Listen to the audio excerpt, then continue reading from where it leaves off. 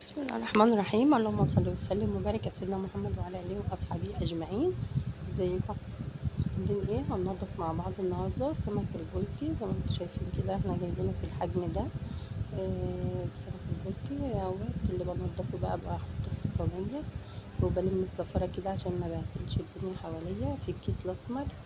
وانا غاسله الحوض وحطيت فيه السمك بتاعي زي ما انتم شايفين كده اهوت. بنضف بقى في الكيس اللي انتم شايفينه ده، حطيته على الحوض عشان الدنيا جنبي ما تبقاش فيها زفره وكده وما زفرش الدنيا.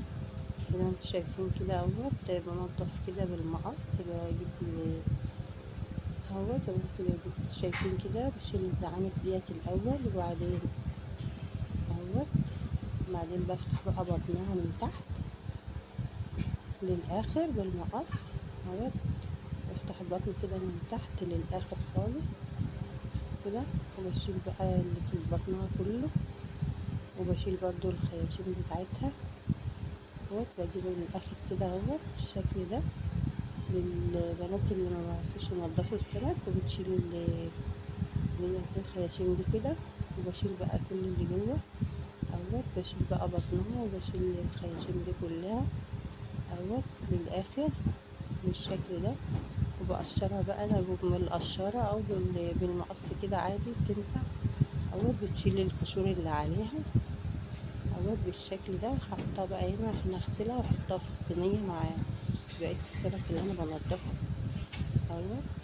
هجيب بقى واحدة تانية كمان بالشكل ده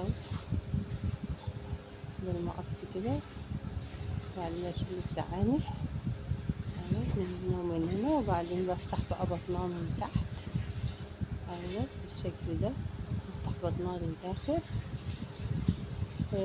طريقة تنظيف السمك سهلة جدا. سمك البلطي للبنات المبتدئين يعني في الجواز وما بيعرفوش ينضفوا السمك. وبعد كده بقى بتغسليه وبتنقعيه عشان تعمليه بقى لو هتقليه تعمليه صينية، تنقعيه بقى بخل وملح وليمون وبتغسليه. عجبكم الفيديو؟ متنسوناش باللايك. مع السلامة.